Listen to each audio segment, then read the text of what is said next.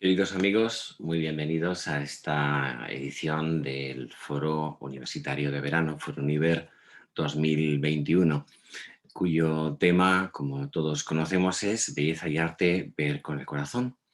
En esta ocasión, la ponencia, la reflexión que vamos a desarrollar, la hemos titulado El rostro humano y la deshumanización del arte. El tema, que por supuesto más o menos está en la mente de todos, da vueltas a la consideración de que el arte en un momento determinado, especialmente en la época contemporánea, parece haber abandonado su vocación originaria a la belleza. Las sugerencias de las que nos hemos servido para elegir este título las hemos tomado de dos ensayos, uno de don José Ortega y Gasset, titulado precisamente La deshumanización del arte, de 1925, y otro de su discípula María Zambrano, es 20 años posterior al primero, es de 1945, y se titula La destrucción de las formas. Haremos alusión más directa a algunas de las ideas que uno y otra desarrollan en tales ensayos, aunque sin duda, evidentemente, mucho de lo que vais a escuchar se debe a la trayectoria de estos años en nuestros ForoUniver y también, de modo muy concreto, claro está, todos lo iréis descubriendo, a sugerencias, en muchos casos, de nuestro querido Santiago Arellano. Vamos a iniciar nuestra reflexión partiendo de una experiencia que en cierto modo todos podríamos compartir.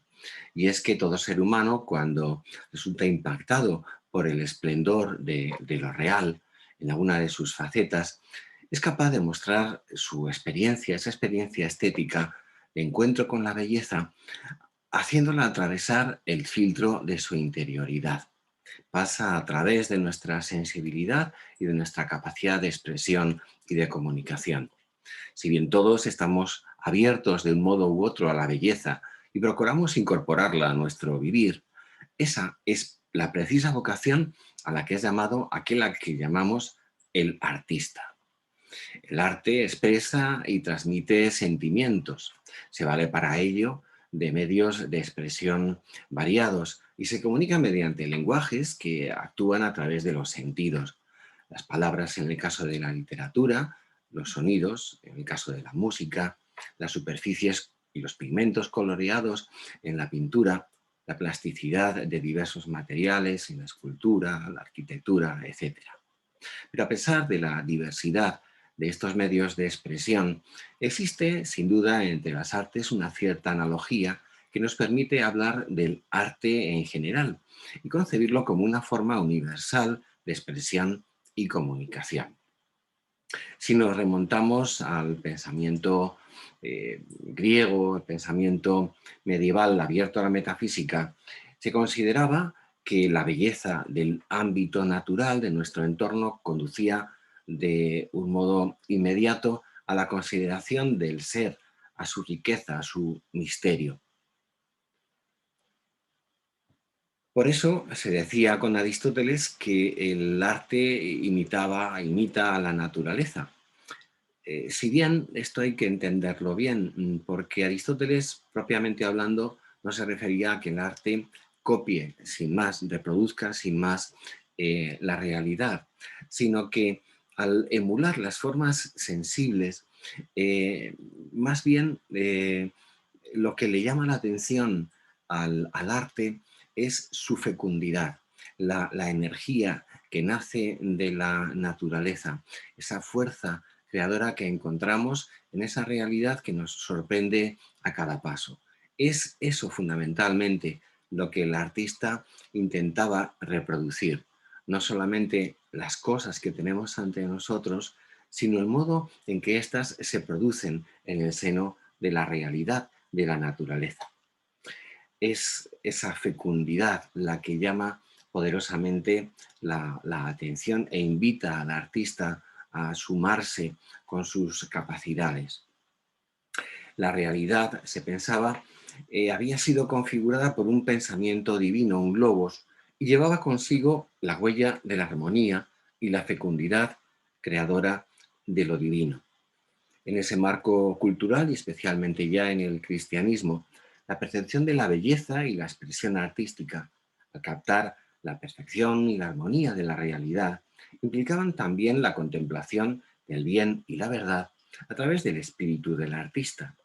Aparecía resplandeciente la perfección de la realidad en su claridad y en su armonía. De ahí que Tomás de Aquino defina al arte con dos, o mejor dicho, a la belleza, con dos expresiones complementarias. Cuando dice que la belleza es lo que visto agrada, bello es lo que al ser contemplado nos agrada. Y añade, y eso es el esplendor de la verdad. La belleza de todas las cosas era considerada como fruto de la perfección fundada en el ser mismo de las cosas. Y a su vez, esa perfección propia de las cosas reposaba en la plenitud y en la energía creadora de Dios. El artista parecía, en cierto modo, como partícipe privilegiado de la actividad creadora divina. Y el arte contribuía así al desarrollo y el cultivo de lo humano. Se convertía en vía pulcritudinis, en camino de la belleza, en espejo visible de la plenitud invisible de Dios. Pero en un momento determinado, como si hubiera obedecido de nuevo a las palabras de la serpiente, expresión que tomo de María Zambrano, el arte dejó de ser constructivo y comenzó a negar todo lo que él mismo había fabricado, todas las ideas de las que él mismo había sido inspirador y vehículo. Y entonces el hombre que paseaba su rostro a la luz de la inteligencia y del sentido empezó a sentirse desamparado, como mucho tiempo atrás, abandonado a la irracionalidad y al primitivismo. El arte en los dos últimos siglos podemos constatar que se ha alejado de su vocación a la belleza. Somos testigos, y retomo la palabra de María Zambrano, de una noche oscura de lo humano, que hace volver al hombre al caos del que surgió y que el arte reflejará de dos maneras. Una como enmascaramiento del rostro humano, la máscara, la mueca, sustituirá la representación prístina del rostro humano. Y por otra parte, el hermetismo de la naturaleza, una opacidad, una oscuridad que impide que podamos reconocer un sentido último en las cosas, que podamos reconocer un mensaje de belleza, un sello creador originario en el escenario del mundo. Es frecuente preguntarse hoy si tal o cual ocurrencia, a veces altamente cotizada, es o tal vez no es arte. Yendo al fondo del asunto, el filósofo francés Alain Finkielkraut afirma que cuando Dios es apartado del sitio desde el que había dirigido el universo y nace en los tiempos modernos, se separan los distintos sectores de la actividad humana y se ven progresivamente conducidos, insiste, a buscar en sí mismos, cada uno en sí mismo, su propia legitimidad.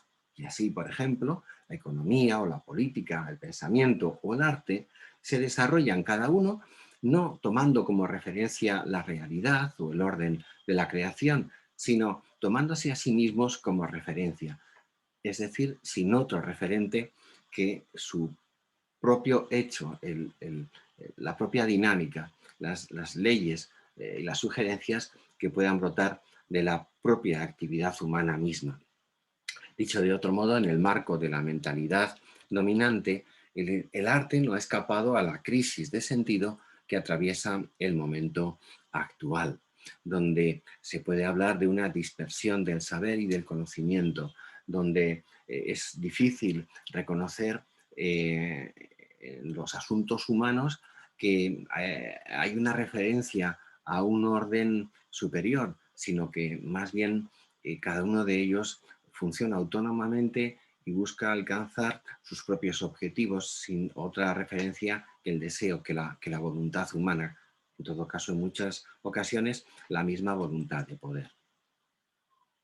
Vamos a retomar el asunto del arte y la belleza, la vinculación entre ambas, observando que uno de los términos que aplicamos a la belleza en las artes precisamente es el término hermosura. Hermoso deriva del término forma. Y con la forma, formosa, forma da lugar a formoso, a hermoso. Con esa expresión se alude al lenguaje artístico, a lo que captan nuestros sentidos, la forma, la expresión en la que cristaliza y se hace patente la vivencia emocional que inspiró al artista.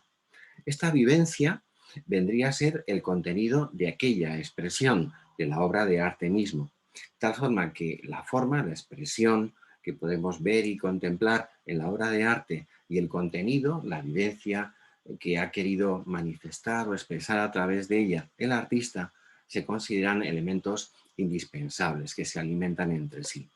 La forma, el lenguaje artístico propiamente hablando, es lo específico del arte. Las líneas, los planos, la luz y el color, las tonalidades, los espacios, los ritmos y las melodías, todas esas formas no son meros instrumentos de lo que el artista quiere expresar, son la expresión misma. Y así, el mérito más genuino de una obra de arte radica en que expresa unos sentimientos y comunica unas vivencias utilizando sabiamente medios adecuados. Es el artista técnico que destaca por su saber hacer más concretamente. El contenido no es, insisto, propiamente el tema o el asunto representado, sino la emoción, la vivencia que el artista intenta transmitir a propósito de ese asunto.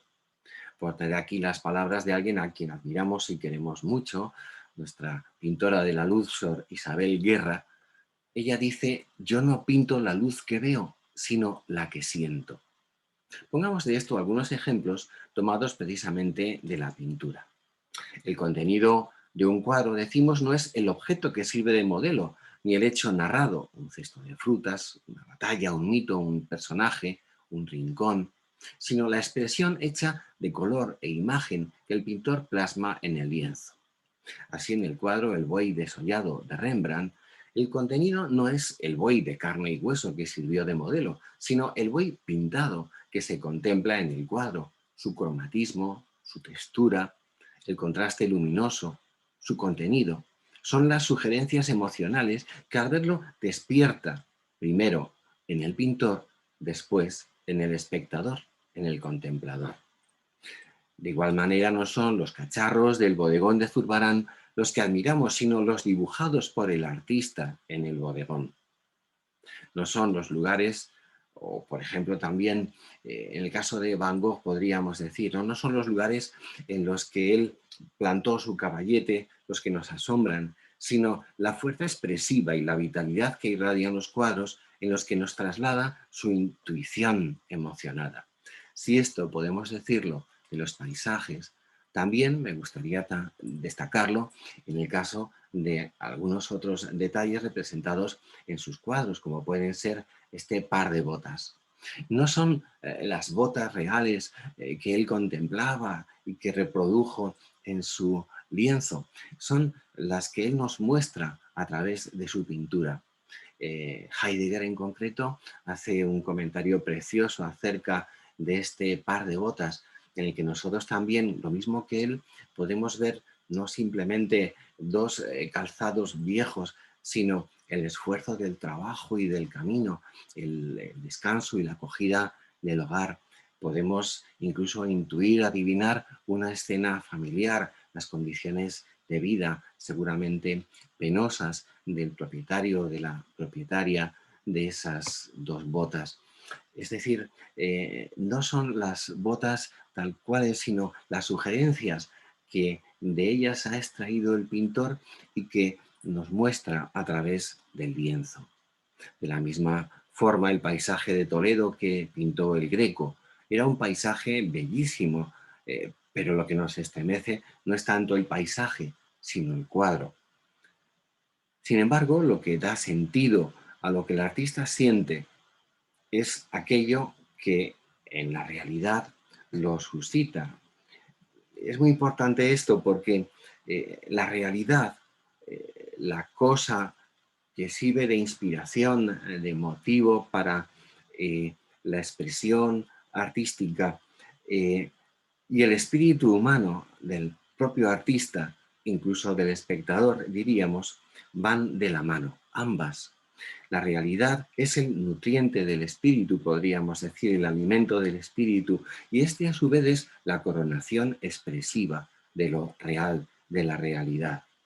Si el espíritu humano perdiera el referente de lo real, de lo humano como tal, o si se quiere incluso de la inspiración divina que fundamenta y hace resplandecer lo creado, lo que nos queda simplemente es el sinsentido, la fragmentación y el caos. Eh, si todo puede ser arte con independencia de su referencia a lo real, es porque el arte ha abandonado más bien y se ha quedado sin referencias de sentido. Y entonces resulta una simple experimentación, sin hipótesis y sin proyecto. Es desnuda espontaneidad. La forma acaba por no decir nada, o viene a decir cualquier cosa, lo que a cada cual le parezca y porque sí, que viene a ser lo mismo. Y algo de esto, diríamos, es lo que ha venido a pasar en los últimos decenios, en los 2 últimos siglos, en el arte contemporáneo. Pero vamos a centrarnos un poquito más justamente en este giro hacia lo subjetivo, en una especie de movimiento pendular que nos lleva de tomar como referente la realidad para venir a centrarnos exclusivamente en la percepción del artista o incluso del propio espectador. La modernidad, como ya hemos señalado en algún momento, surgió con la idea suprema de autonomía en todos los órdenes de lo humano y también en el arte, que paulatinamente se iría alejando de la realidad como referente para convertirse sobre todo en la libre expresión del artista. Y así, en el siglo XVIII, tras un proceso filosófico y cultural en el que podríamos mencionar a Lutero, a Descartes, a los empiristas ingleses, donde resulta privilegiado el sujeto sobre la realidad, pasa a valorarse más la percepción de la belleza que la belleza misma. Empieza a pensarse que las cosas y las obras de arte son bellas porque nos agradan, y no al revés, no es que nos agraden por ser bellas. El deleite que la belleza suscita ya no es entendido como un eco del misterio y de la grandeza de lo real, incluso considerado como huella, en último término, de la belleza del creador, sino simplemente como el eco de la libertad del sujeto humano, que se muestra, en cierto modo, con la grandeza del genio.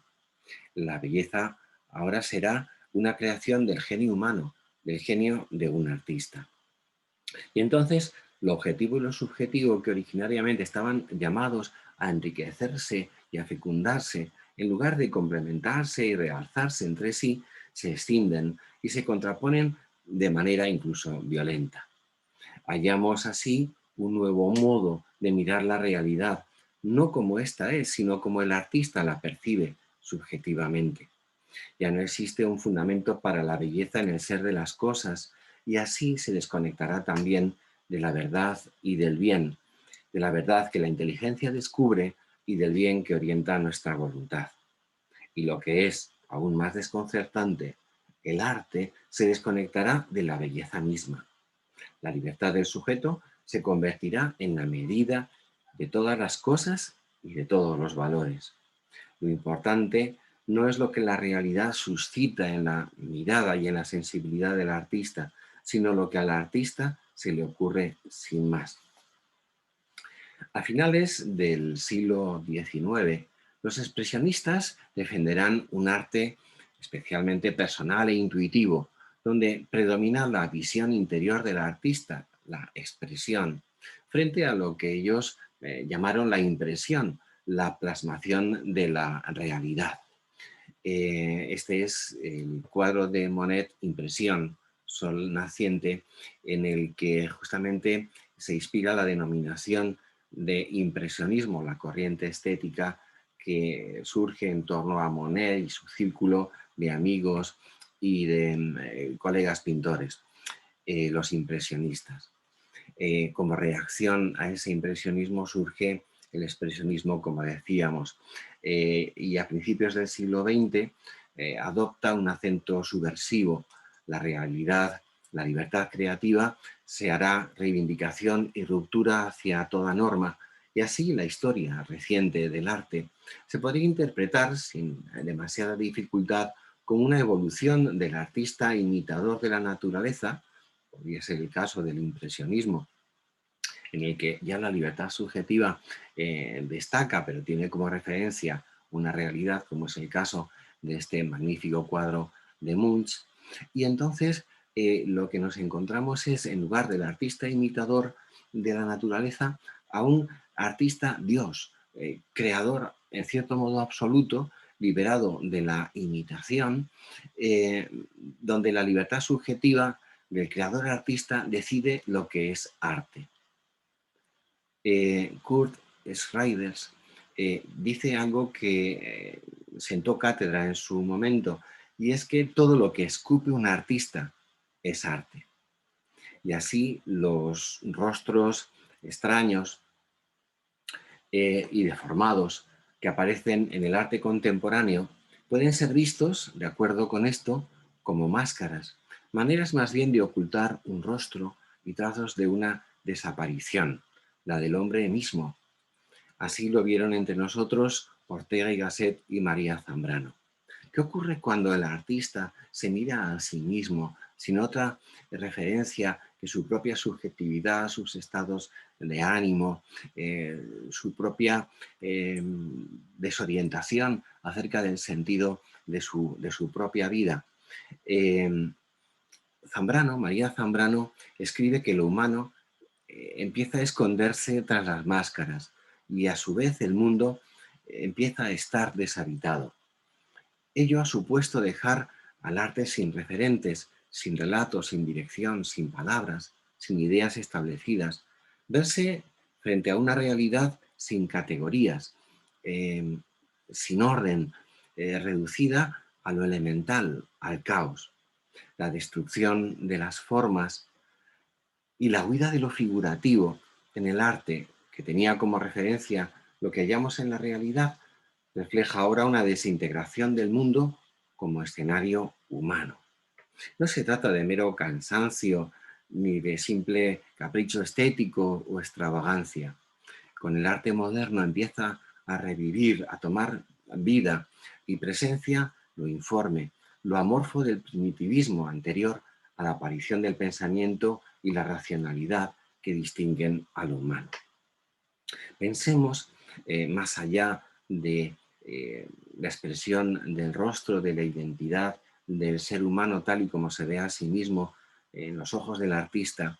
Pensemos en un ejemplo muy elocuente, conocido y paradigmático, el cuadro El Grito de Edvard Munch, pintado en 1893.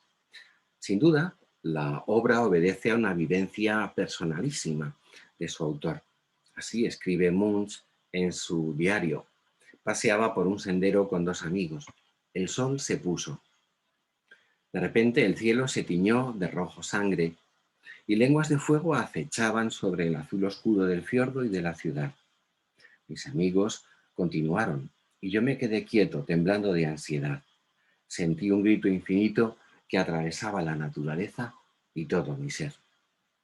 Pero lo llamativo del caso que nos trae aquí es que la crisis personal del autor, de Munch, marcada por acontecimientos muy tristes, tanto en lo personal como en lo familiar, la presencia de la muerte ya en sus años de infancia, pasa a convertirse en el espejo de una crisis cultural generalizada.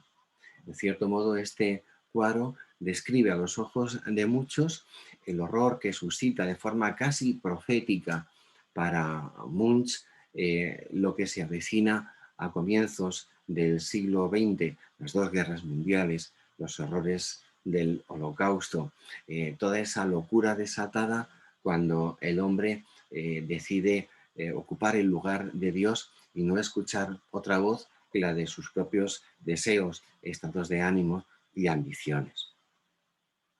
El caso es que el grito se ha convertido en icono profético y en denuncia de la desesperación humana, en espejo del nihilismo que se ha ido extendiendo en el mundo desde principios del siglo XIX y evidentemente de forma plena en el siglo XX. ¿A qué llamamos nihilismo? Podríamos decir que el nihilismo eh, se da en determinadas concepciones, no necesariamente una escuela filosófica precisa, sino más bien en una mentalidad, en una manera de considerar el mundo, según la cual no hay en él, no hay en el mundo nada que tenga valor por sí mismo, nada en el mundo.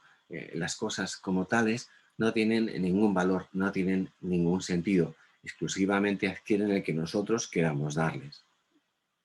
El arte, también con esa deformación teñida de nihilismo, refleja y contribuye a la vez a crear una imagen del mundo, en este caso un mundo deformado, escindido, amenazador, una imagen llena de crítica, de violencia, de pesadillas.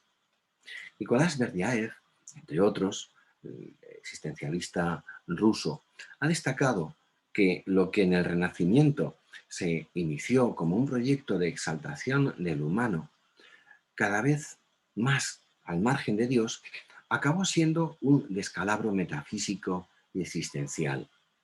Escribe así que el Renacimiento exaltó la imagen del hombre, su rostro clarividente, su torso musculoso, pero las corrientes estéticas a partir del siglo XX, que son reflejo del devenir de un humanismo pretendidamente autosuficiente y sin referencias, como venimos diciendo, ha sometido la forma humana a un profundo quebranto, la han descompuesto en fragmentos, en muecas de máscara, añadimos, en grito de desesperación.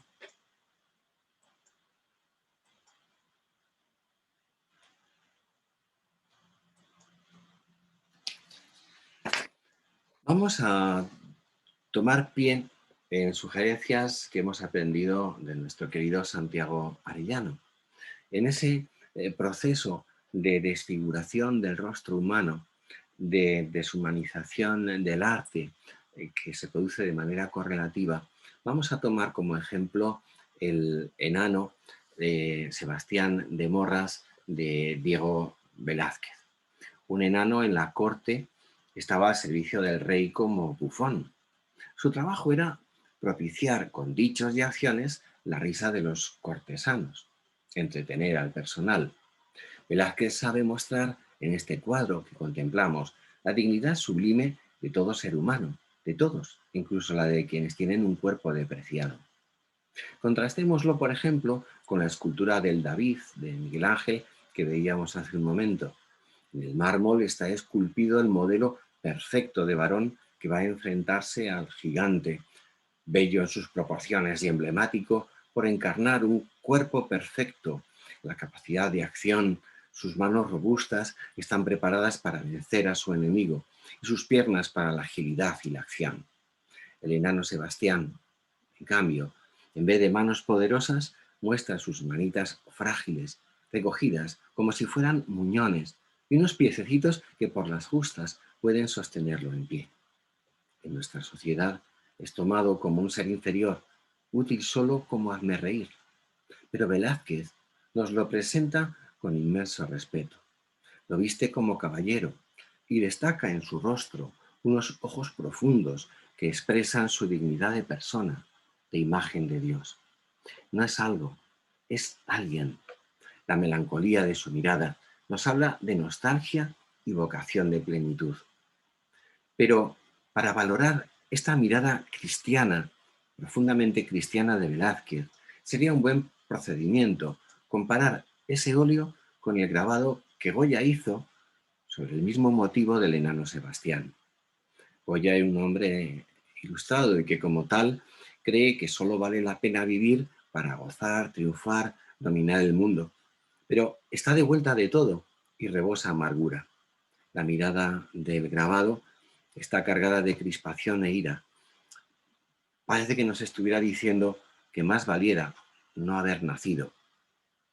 Y sin embargo, en este devenir de la mirada en el arte, queda un escalón aún más bajo. Salvador Dalí lo transforma en ocasión, en este caso, para el hazmerreír sin rodeos ni melindres. Los dorados y blancos de entorchados y adornos se transforman en huevos fritos de mofa. Seguro que se trata de un puro juego formal, pictórico, pero ante el cuadro uno siente un escalofrío de indignación. Y aquí, ante la mirada del artista, el rostro humano. En cada una de las representaciones se deja ver la mirada del pintor y sus valores, su manera de entender el mundo y al ser humano. Por eso, volviendo al cuadro de Velázquez, podríamos afirmar que el retrato del enano Sebastián es tanto más católico que su famoso Cristo crucificado, por haber sabido ver la dignidad humana en un ser al que hoy llamaríamos, tomando las palabras de nuestro pontífice, el Papa Francisco, al que hoy llamaríamos un descartado. De manera semejante, sin entretenernos ya, podríamos ver la evolución en la consideración de un mismo tema, como puede ser eh, el rostro de la Mona Lisa, el original pintado por Leonardo da Vinci, que nos muestra la belleza, la dignidad del rostro humano, que se hace mofa y diversión por parte de Marcel Duchamp a principios del siglo XX, cuando se le ocurre pintar un bigote y una barba a la Gioconda y considera que así es mejor, que es incluso más bello que el original. Y aún más cuando Jean-Michel Basquiat, el año 83, pinta la Gioconda en esta ocasión de forma ridiculizante al máximo, incluso haciéndola formar parte del icono de un billete de un dólar, como si la belleza de la mujer se hubiera convertido, lo mismo que su dignidad, en moneda de cambio. No me entretengo mucho más, pero se puede decir que el cambio en la mirada habla por sí mismo. Pero también la literatura, la poesía o la música participan de esta orientación del arte, de este cambio en la mirada que se hace autorreferencial y pierde de vista el esplendor de lo real. Eh, Traemos aquí dos ejemplos de entre nuestros poetas, Antonio Machado y Vicente Huidobro. Machado entendía la poesía como espejo del alma del poeta. En su poema O dime, noche amiga, pregunta a la noche, amada mentirosa, no es luz sino penumbra. El poeta no respira la luz encendida y abierta del sol. La duda, la oscuridad, el dolor conducen su mirada hacia el interior. La tristeza se ha hecho presente en su alma y vierte su dolor y angustia en las palabras. Es de noche.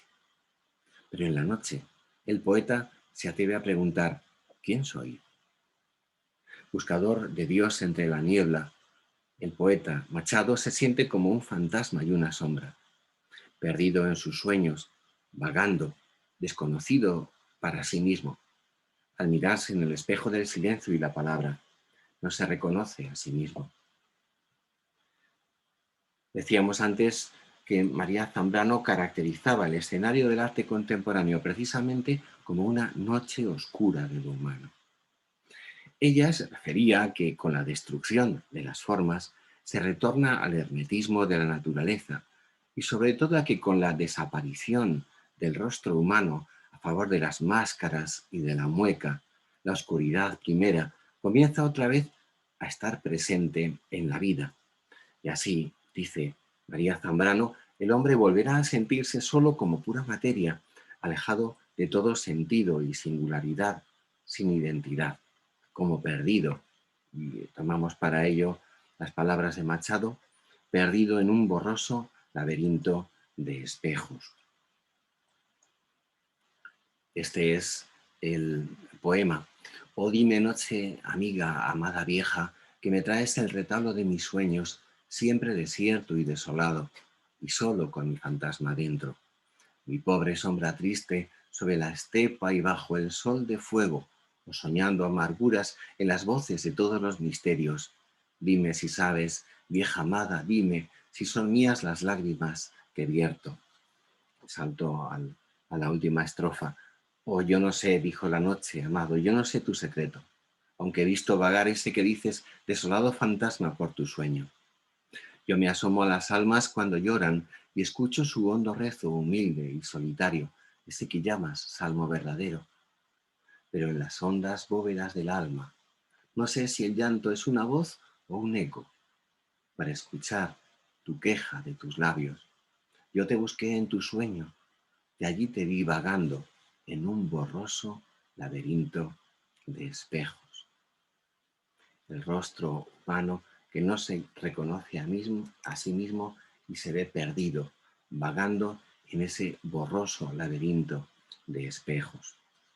Me gustaría desarrollar algún poema de Vicente Huidobro, en concreto de su poema Altazor.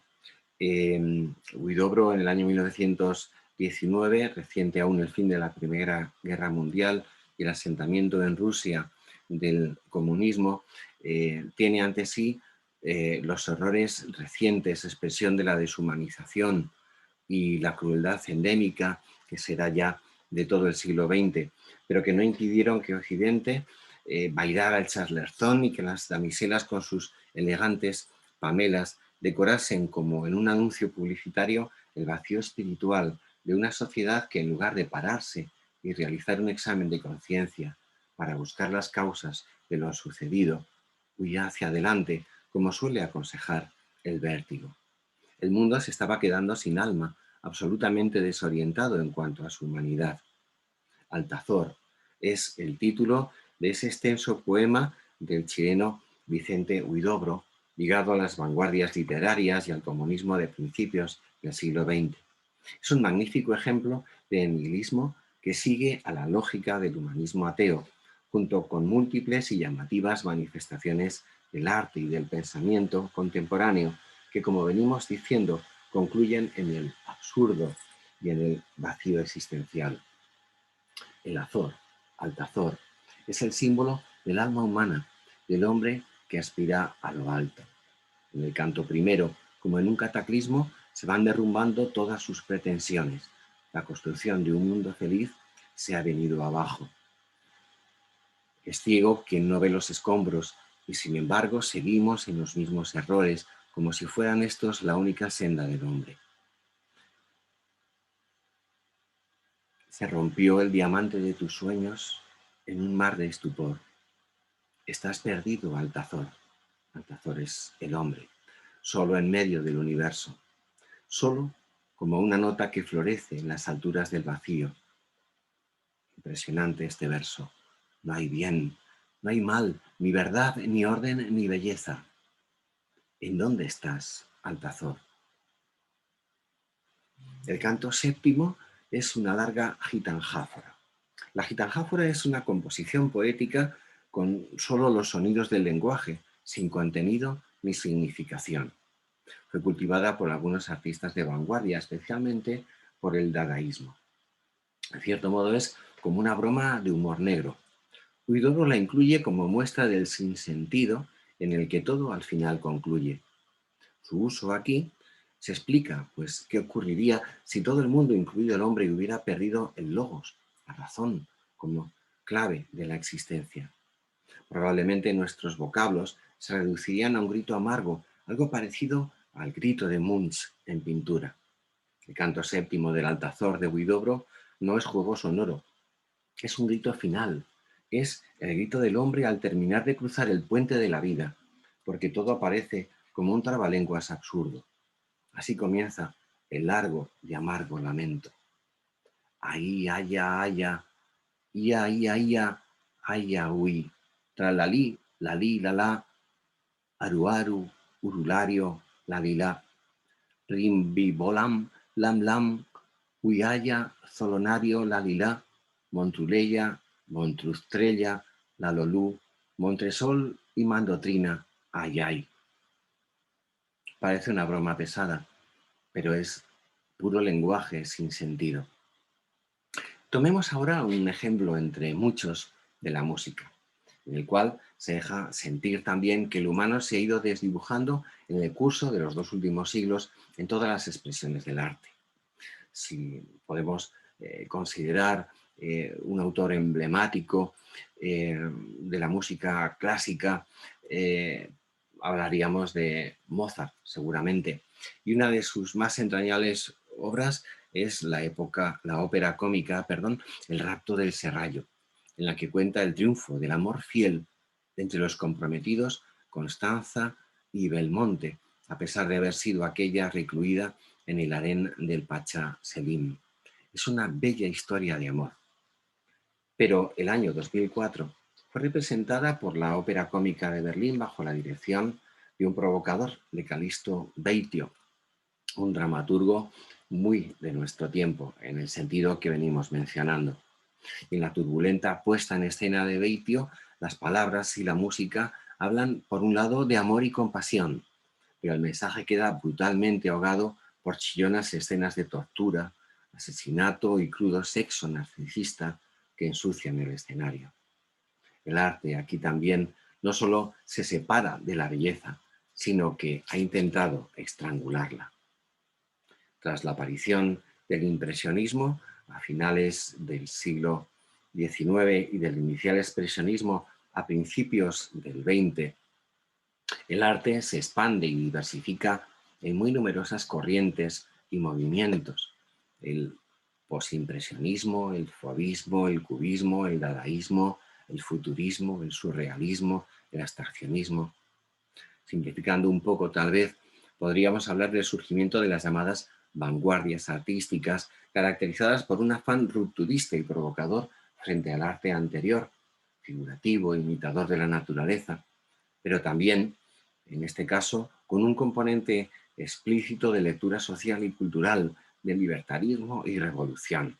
Se ha hablado de un arte conceptual en el que la idea, la pretensión, el mensaje no tiene ya el lugar, eh, digamos, de símbolo, de referencia traída a colación por un motivo artístico. Ahora el motivo artístico deja de ser relevante y es el afán de hacer pensar al espectador, es la denuncia, es incluso el escándalo, la provocación, lo que pasa a ocupar el lugar preeminente. En cierto modo, se ha dicho que el arte contemporáneo, en lo que tiene justamente de provocador en este sentido, forma parte del hilo de las revoluciones, de la Revolución Francesa, de la Revolución del 48, de la Revolución bolchevique de 1917, de la Revolución de 1968. La única diferencia es que el artista es revolucionario y utiliza como arma el cinismo, el humor amargo. Por otra parte, junto a esto, la impresión de que el arte se había fosilizado está muy presente en estas mentes de los artistas del siglo XX, de muchos de los artistas del siglo XX. Pero es que además la aparición de la fotografía para dar cuenta fiel de una realidad que es tal y como es, pero nada más, llevará a que el arte busque otra finalidad, que ya no será la de imitar la naturaleza en todos los sentidos, si bien aquí se considera como una especie de reduccionismo frente a lo que quiso haber dicho Aristóteles en su día, o lo que encontramos en las grandes tradiciones artísticas del mundo clásico. Ahora se tratará de provocar la crisis de las certezas de los espectadores, eliminando y superando toda distinción entre arte y no arte, entre arte y vida, artista y espectador, entre bello y no bello.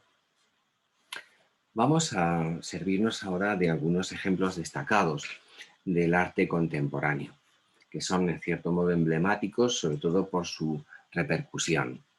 Empezaremos por Picasso.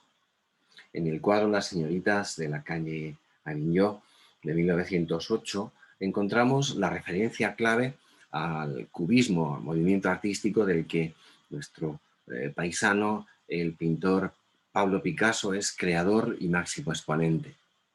Picasso elimina todo lo sublime de la tradición, rompiendo con las referencias, los cánones, el ideal, incluso en este caso concreto, del cuerpo femenino, y reduce toda la obra a un conjunto de planos angulares sin fondo ni perspectiva espacial, en el que las formas están marcadas por líneas claroscuras. Dos de los rostros, los que están a la derecha del cuadro, asemejan máscaras, son máscaras, debido a la influencia del arte africano, esa especie como de reviviscencia de lo primitivo a la que aludía María Zambrano, y también lo hacía Ortega. En las obras posteriores de Picasso encontraremos numerosos experimentos de ruptura, el abandono de la perspectiva, la conquista del espacio en todas sus dimensiones, fragmentando los planos mediante tonos planos con contornos gruesos y definidos, la búsqueda del relieve mediante exagerados contornos azules en un fondo marrón y sombreados espesos. Las señoritas de Aviñón es el punto de partida con el que se formula el cubismo. Es un punto de inflexión radical en la historia del arte que va a inspirar al resto de las vanguardias artísticas, abandonando lo que ellos llaman el ilusionismo pictórico, rechazando la descripción naturalista, buscando composiciones de formas abstraídas de la percepción convencional y jugando con la estructura de las superficies. Estamos ante una nueva pintura construida a partir de las cenizas de la modernidad, los átomos de una creatividad libre. Un segundo ejemplo, Jackson Pollock. Pollock vive de 1912 a 1956. Es un artista estadounidense considerado como la figura por excelencia del expresionismo abstracto, que alcanza reconocimiento por su estilo de chorrear pintura o draping, como lo encontramos precisamente en esta reproducción. Pollock deja la representación figurativa y desafía la tradición occidental de utilizar caballete y pinceles.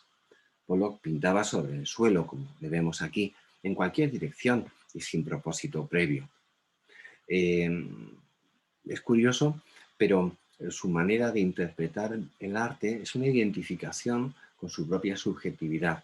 Hay que decir que estamos ante un hombre que está sujeto a una crisis psicológica profunda.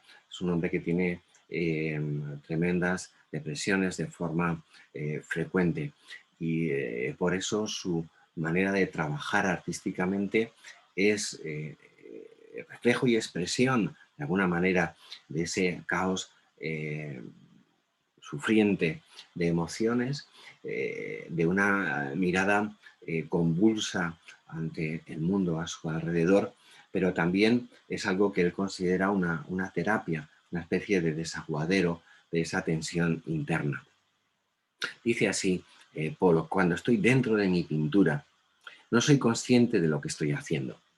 Tan solo después de un periodo de aclimatación me doy cuenta de lo que ha pasado.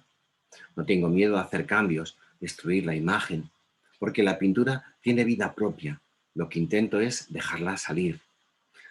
Miren pasivamente y traten de recibir lo que la pintura les ofrece y no traigan temas ni ideas preconcebidas de lo que deberían estar buscando.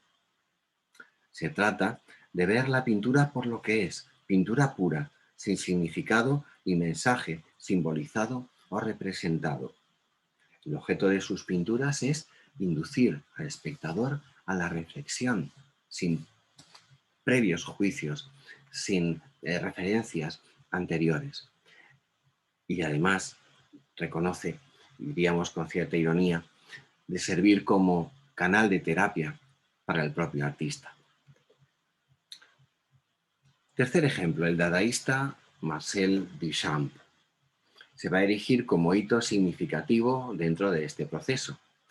Ha sido considerado incluso el artista más influyente del siglo XX y, bueno, de hecho fue el precursor de la devaluación generalizada del objeto estético, de lo que llamaríamos el vaciamiento estético del arte. Momento estelar del giro que se provocará en la estética contemporánea lo protagonizará este urinario. Sí, este urinario de porcelana. Duchamp lo tituló provocativamente Fuente. Lo presentó el año 1917 a la Sociedad de Artistas Independientes de Nueva York para que fuese incluido en su exposición anual. Las bases de la muestra establecían que todas las obras serían aceptadas, pero lo cierto es que la provocación fue tan mayúscula que al poco tiempo la fuente fue rechazada y retirada de la exposición. Sin embargo, para entonces la provocación había sufrido efecto.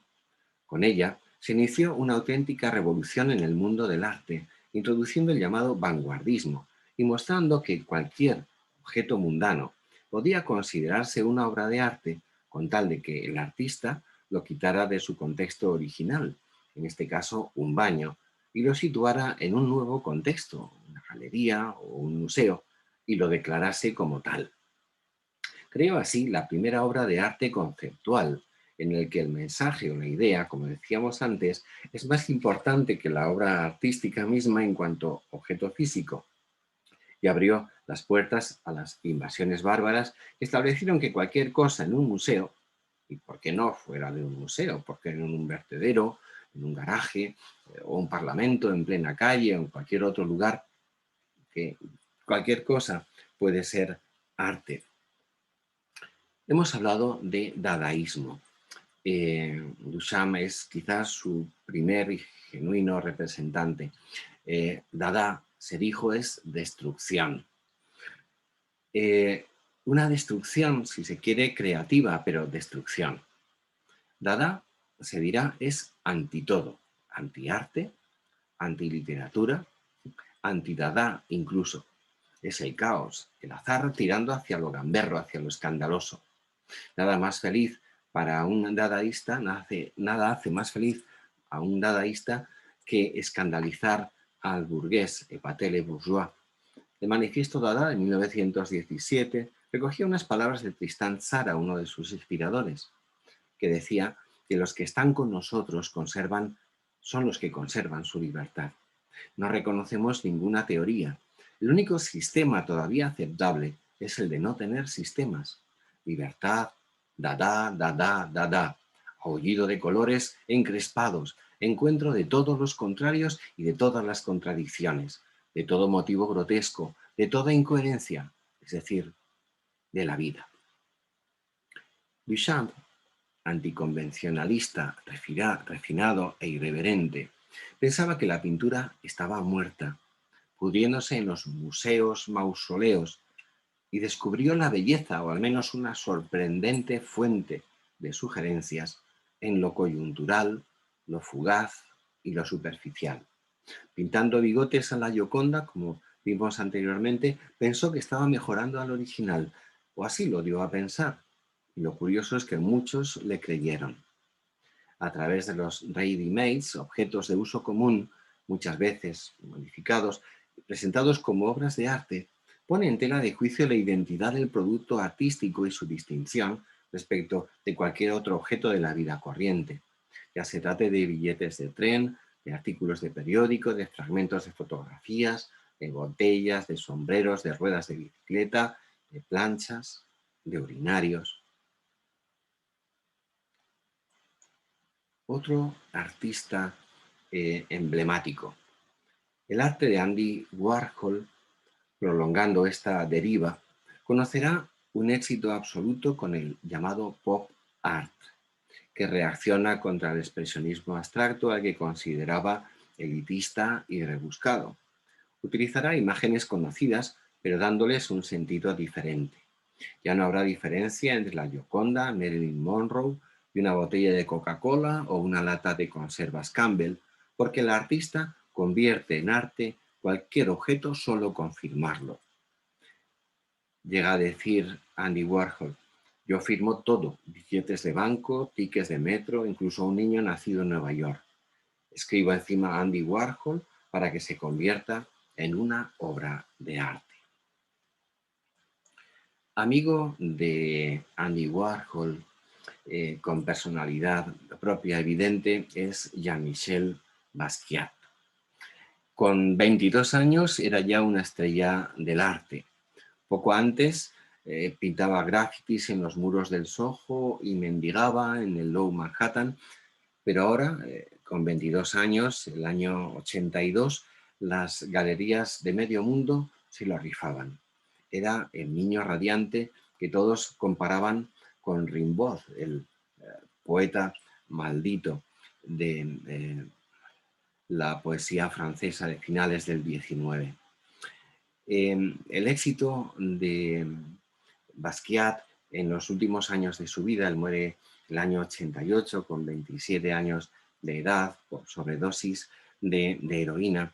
En sus últimos 7 u 8 años conoce el éxito, un éxito que se irá incrementando tras su muerte, porque algunos de sus cuadros son precisamente los que han adquirido mayor cotización en las subastas. Aquí tenéis en la parte central un autorretrato del propio Basquiat y junto a él dos obras que a nosotros nos pueden parecer extrañas seguramente, pero que representan dos éxitos, dos récords auténticos en cotización en subastas de arte. A la derecha esa calavera desfigurada que nos sugiere ironía, asco, acusación, que parece incluso una broma pesada y que además carece de título. Fue pintada en el año 82, se cotiza por 110 millones de dólares. Es una de las obras más cotizadas de toda la historia en una subasta de arte. A la izquierda está El Guerrero, que se vendió por 41 millones y medio de dólares el año pasado en Hong Kong. Esta es una obra que el mes pasado se cotizó y fue subastada por 93 millones de dólares. Y sin embargo, bueno, algunos dudarán. Personalmente, yo tengo también mis propias objeciones de que esto sea realmente una obra de arte. Si, como hemos dicho en muchas ocasiones, el arte es espejo de la condición humana, este cuadro ciertamente dice mucho de la mirada del autor sobre sí mismo, sobre el ser humano, sobre el mundo a su alrededor.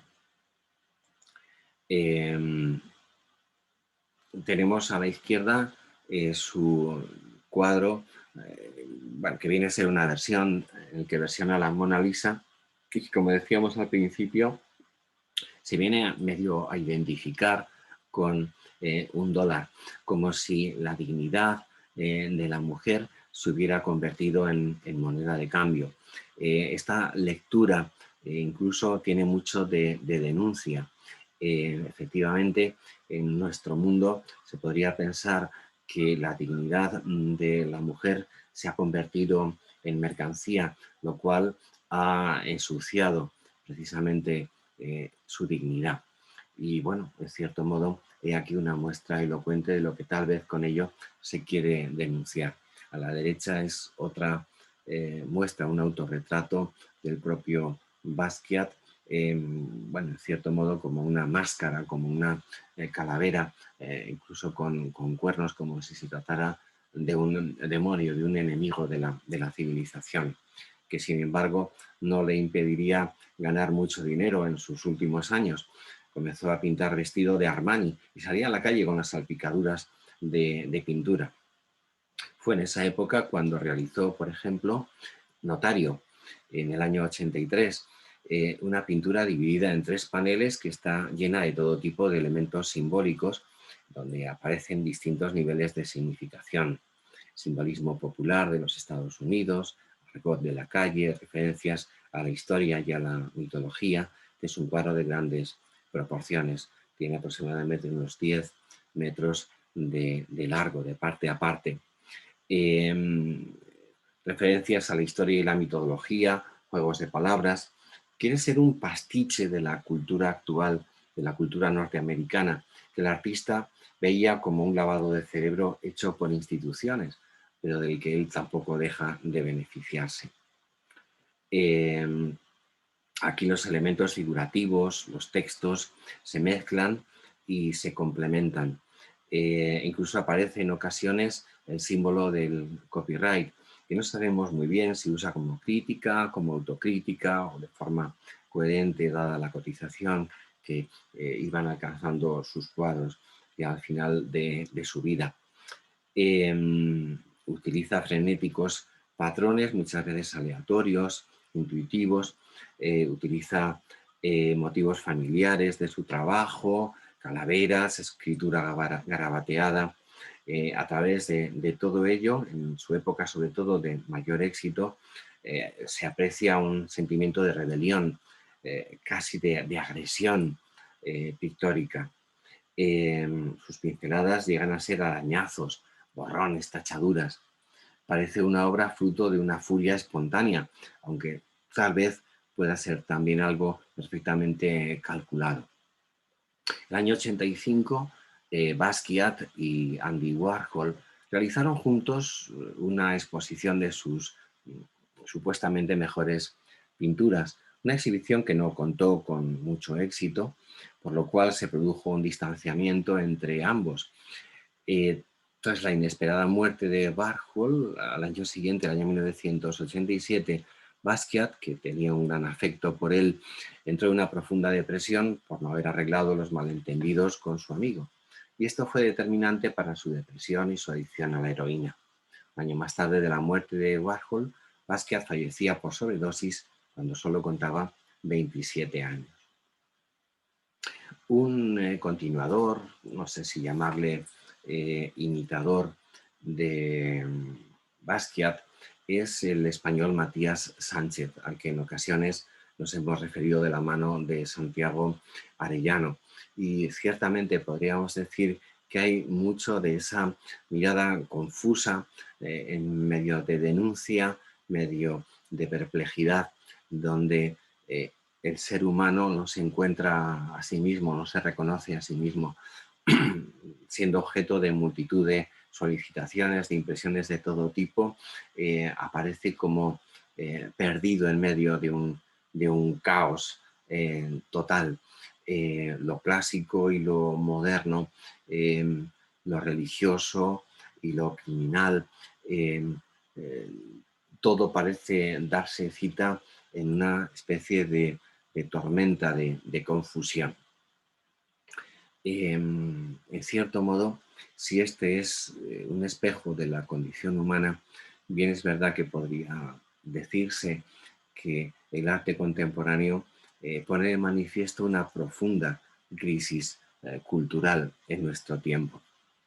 Eh, Voy cerrando estos ejemplos con uno muy llamativo, el de Banksy.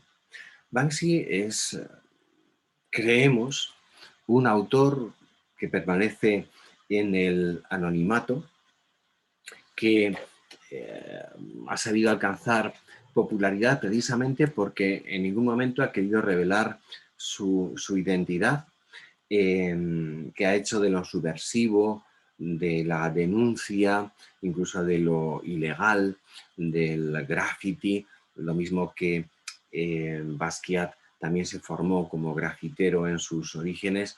Las obras de Basquiat aparecen de forma clandestina en paredes de ciudades, en muros, e incluso de todo el mundo, aunque inicialmente fue en Gran Bretaña, en Bristol y Londres, lo que lleva a pensar entre leyendas urbanas y rumores sobre su identidad, que se trata de un eh, posiblemente músico, componente de un conjunto de rock inglés. Influenciado por diferentes autores, sin embargo, tiene un estilo genuino que ha sido imitado y reproducido en muchos lugares del mundo. Su trabajo es siempre una crítica política, social y cultural a Occidente, ya sea con spray, con estarcidos con plantillas, o esculturas, instalaciones. Banksy siempre se muestra irónico, aunque bueno, con una cierta vaguedad conceptual y no siempre con gran profundidad política. Es verdad que algunos critican su denuncia como si fuera una orquestada gigantesca y exitosa campaña de marketing, puesto que al final se ha vendido al mercado que critica. Sus obras se cotizan a precios millonarios también y ha dejado la calle en ocasiones por las casas de subastas y en cierto modo ha convertido el street art, el arte del graffiti que se presenta como contracultural, como un producto más del capitalismo. El artista, concretamente, y me voy a referir fundamentalmente a esta obra, he aquí algunas otras más, algunas de ellas han adquirido una gran notoriedad, se han hecho icónicas, pero me voy a referir sobre todo a esta última, la que está a la izquierda. En enero de 2016 pinta a Cosette, el personaje de Los Miserables, envuelta en gas lacrimógeno y llorando a consecuencia del mismo, para denunciar lo que ocurrió en un campo de refugiados cercano a Calais, un campo llamado La Jungla, donde la policía francesa intervino con gases lacrimógenos contra los refugiados.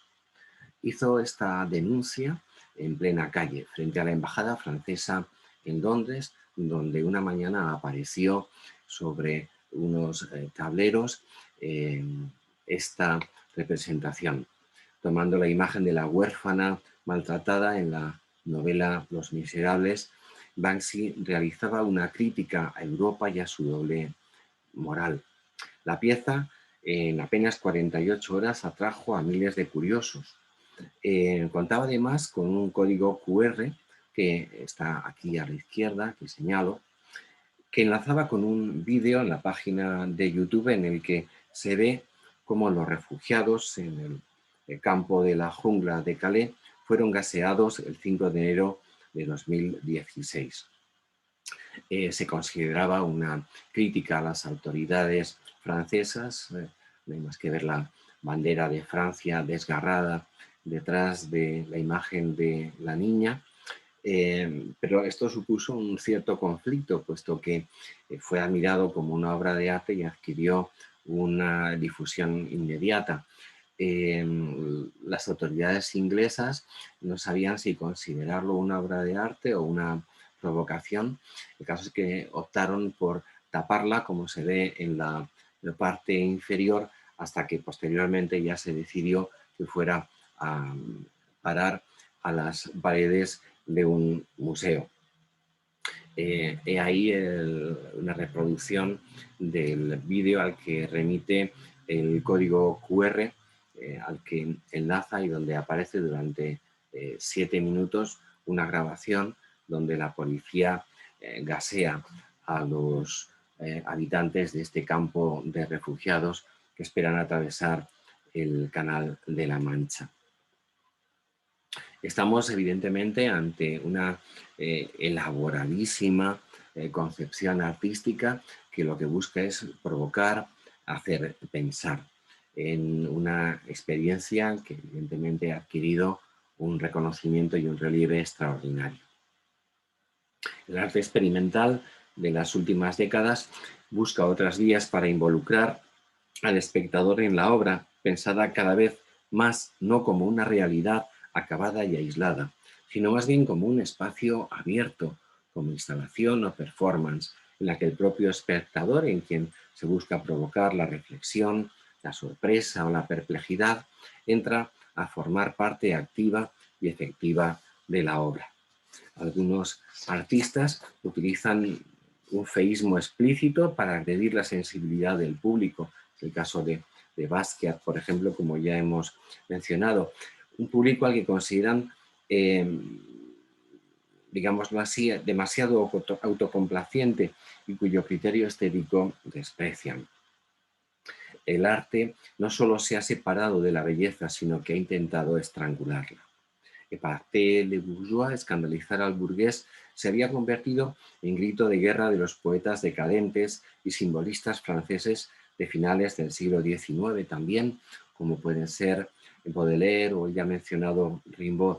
En Las flores del mal, de Baudelaire tenemos ejemplos de esta voluntad de espantar al burgués, llevando a la obra de arte todo aquello que la sensibilidad convencional teme o condena: el crimen, la barbarie, la crueldad, lo anómalo, la deformidad.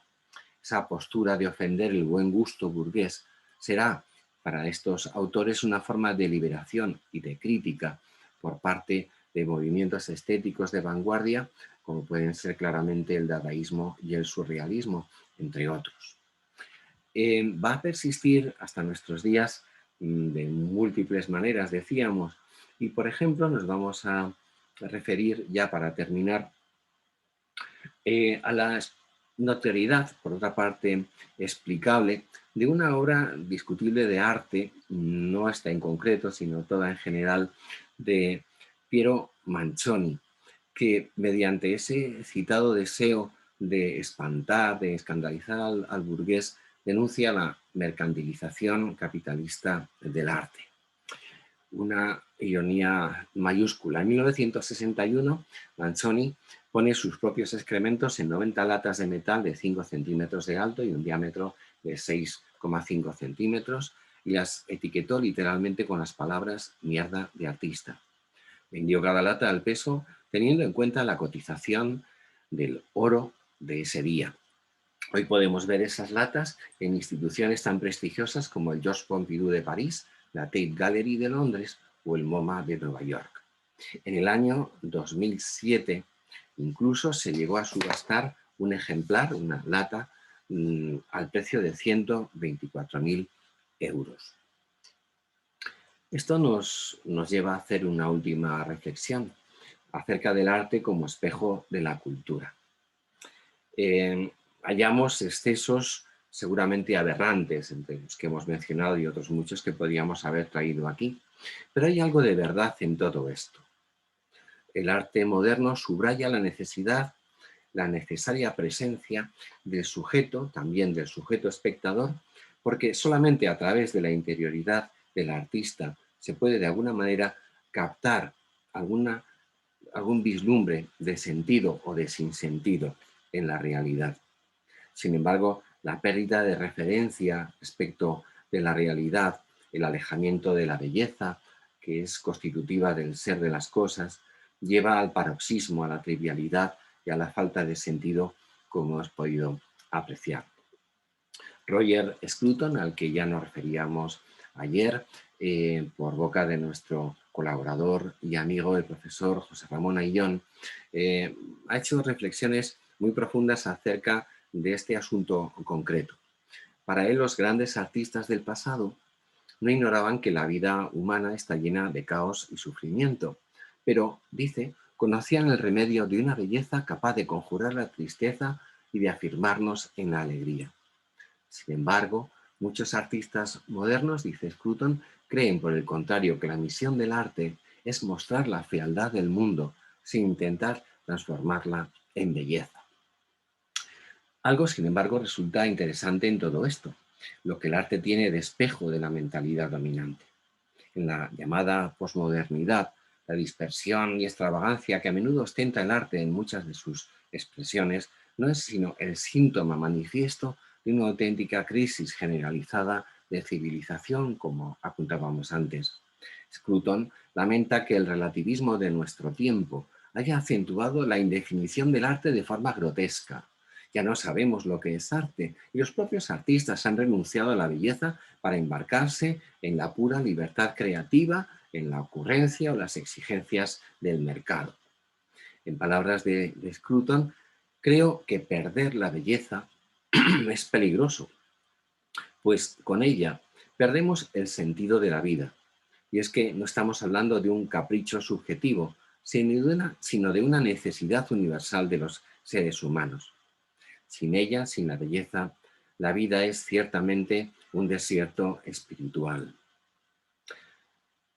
A la vista de los ejemplos que hemos traído y de otros muchos que se nos han quedado en el tintero, se puede apreciar que la pobreza de nuestra cultura es en gran parte una pobreza de belleza. Y quizás tomando una irónica observación de Pedro Salinas, A lo mejor lo que ocurre es que cuando no se tiene nada que decir tampoco importa decirlo mal. Y la conclusión a la que nos gustaría llegar es que el camino para restaurar la confianza en la verdad y el bien tal vez pase por renovar el aprecio por la belleza. Pero como epílogo me gustaría abrir un ventanal en nuestros días, porque en nuestros días hay también otro arte. Desde luego no todo el arte contemporáneo refleja esta desorientación. Existen muy notables excepciones. Entre otros muchos ejemplos notabilísimos, no queremos dejar de mencionar el de nuestra querida y admirada pintora Sor Isabel Guerra, no solo por sus cuadros, sino también por sus luminosas reflexiones acerca del sentido de la pintura y del arte mismo. En sus cuadros no solamente nos encontramos un realismo acerca de la figura, de las cosas que reproduce en sus cuadros, los rostros, las miradas, los gestos. Hay también una mirada subjetiva, hay un sentir de la pintora que hace que en las imágenes que presenciamos, que contemplamos, en cierto modo aparezca ese esplendor, ese resplandor de lo real que según Tomás de Aquino era la mejor definición de la belleza. Pero cómo no, no podemos dejar de mencionar a otro artista contemporáneo genial, Antonio Gaudí, que con esa creatividad, con esa proliferación de gestos y de recursos es capaz de sorprendernos y de fascinarnos. Y que al mismo tiempo que sabe buscar formas y expresiones diferentes y nuevas, está hablando a gritos de júbilo, de gozo y de agradecimiento del esplendor de una belleza que nos lleva a lo más profundamente original, a la auténtica originalidad, que es el acercamiento al origen con mayúsculas, el fundamento de la realidad, al creador mismo. Que elocuente es que en medio de la civilización actual se eleve, en cierto modo, un grito de alabanza, de bendición, de reparación, como puede ser el templo de la Sagrada Familia, que en cierto modo vendría a ser la plasmación hecha piedra de la vinculación, de la vocación del arte a la belleza, en consonancia con la naturaleza y con la figura, la presencia del creador de todas las cosas. Pero me vais a permitir que os traiga otro ejemplo diferente. En este caso, el de un pintor expresionista. Alguien que ha hecho de su pintura una auténtica búsqueda sincera y consecuente del sentido de la vida, lo que él llamaba el origen. Su modo de dedicarse a la pintura, de cultivarla y de vivirla. Él se forma en el expresionismo norteamericano.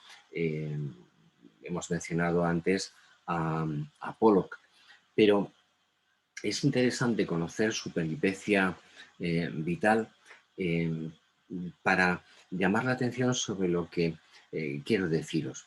Condon, que vive entre 1912 y 1998, estadounidense, enmarcado pictóricamente en el expresionismo abstracto, está considerado como uno de los exponentes más brillantes de la Escuela de Nueva York, junto con Jackson Pollock, al que me refería. Tras unos años de difícil relación con su familia, en especial con su padre, participa en la batalla del Alamein, en el año 1942, en la Segunda Guerra Mundial, como conductor de ambulancia. En el mayo de 1945, en el campo de concentración de Bergen-Belsen, acaba de ser liberado, él se encuentra con la mayor barbarie y el horror en estado puro. Y entonces eso le lleva a hacer una consideración acerca de la condición humana, el sentido de su propia vida, y descubre que la pintura es su vocación, su manera personal de buscar sentido en medio de lo que él llama la ciudad rota y negra, deshumanizada en medio de su opulencia material. Un mundo a su alrededor que le halaga al mismo tiempo que le decepciona. Estos son dos cuadros en los que se refiere a esa ciudad oscura, esa ciudad de Nueva York, que al mismo tiempo que crece en la opulencia, sin embargo, incluye en su seno zonas de oscuridad sombrías que llevan al hombre a la más baja expresión de sí mismo. Es en Nueva York donde, a la vuelta de la Segunda Guerra Mundial, comienza su carrera artística en contacto con el expresionismo abstracto al que nos referíamos. Finales de los años 40, sin embargo, cuenta él cómo aparece en su pintura el símbolo de la luz circular. Aparecen en las obras un esplendor, un resplandor que parece dar como un encanto especial a las obras. A la izquierda tenemos una pintura que tiene como tema la Torre Eiffel y a la derecha un cuadro titulado Al alba. En estos dos cuadros se aprecia ya esa especie como de luz que aparece de forma sistemática en sus cuadros, frente a la ciudad laberíntica, destructora y destruida que tenemos a la izquierda. Vemos como en la derecha se va elevando un círculo de luz que empieza a destacarse como una luz de esperanza. En medio de esa ciudad rota y negra. Aparece ese símbolo de la luz circular que puede ser el sol, la luna o la esperanza, que ilumina y parece guiar misteriosamente su mirada sobre las cosas.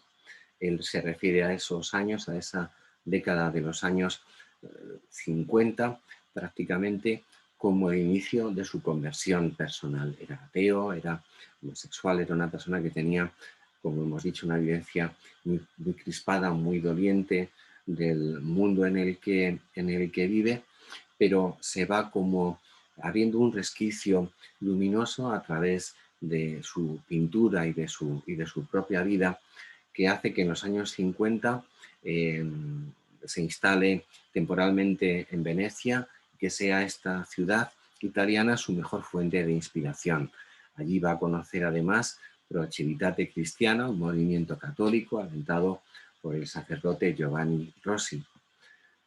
Condon se convertirá al catolicismo y se bautizará en Asís en 1959. Aquí los cuadros de la Plaza de San Marcos de Venecia, pintados justamente en estos años 50. El año 60 definitivamente se instala en Italia y durante unos pocos años se dedicará a pintar temas religiosos y sobre todo una vez al año a partir de entonces, prácticamente hasta su muerte, pintará un crucificado. Será, de cierto modo, como la constante. Aquí pues varios ejemplos, ¿no? Es curioso porque no es que él no sepa pintar de otra manera, es que él, a través de su forma expresionista de ver el mundo, lo que intenta ahora es que esa luz que ha entrado a formar parte de su vida también sea como una fuente de esperanza a través de su pintura, su mirada acerca del mundo, ¿no? Y en esa especie como de mirada marcada por una emoción dura y profunda, aparece esta visión del Cristo crucificado, ¿no? No son imágenes, digámoslo así, para la devoción general, sino que más bien es la expresión del propio sentimiento. Es curioso, pero hay un pasaje en la Escritura en la que se habla de Cristo como el siervo de Yahvé, que en su fealdad, ante quien se vuelve el rostro por haber cargado con todos nuestros pecados, maltratado como un trapo pisoteado, estrujado, asediado, machacado, y sin embargo resplandece una belleza extraordinaria, una belleza infinita. la del amor que se entrega, pero pasando por la desolación, pasando por el anonadamiento, ¿no? Quizás en estas expresiones de Cristo en la cruz se puede intuir de alguna manera cómo en esa mirada personal de Condon el crucificado viene a rasgar la oscuridad y ser un foco de esperanza doliente para la salvación del mundo. Después de esta época de los años 60, intentará volver a recuperar lo nuclear de su pintura expresionista en los años sucesivos, buscando convertirla en una mirada capaz de leer el resplandor que las cosas y los paisajes le descubren. Estas dos obras ya son más recientes. A la izquierda, la luz sobre la colina, y a la derecha, uno de sus últimos crucificados. Llamará sin duda la atención que ese cuadro de la derecha, apenas una especie de mancha negra sobre un fondo claro, pueda representar a Cristo crucificado. ¿Cuál es la vivencia que el autor tiene en esos momentos de lo que significa para él el misterio del amor sacrificado de Cristo en la cruz, de Dios hecho hombre y ultrajado por amor? Bueno, una interpretación posible, al menos es por la que yo me inclino, es que lo que centra esa mirada sobre Cristo crucificado es el drama maravilloso de esa llaga del corazón de Cristo atravesado por la lanza, ¿no? Y del que ha surgido la salvación. Es una mirada subjetiva, evidentemente, que intenta llamar la atención sobre la propia vivencia interior. Es expresionismo, sin lugar a dudas, expresionismo puro, pero alentado, en cierto modo, por una mirada de luz, de esperanza, de agradecimiento. Desde 1979 hasta su fallecimiento, Condon vivió en un monasterio, monasterio de los Santos Pedro y Pablo, en las proximidades de Milán.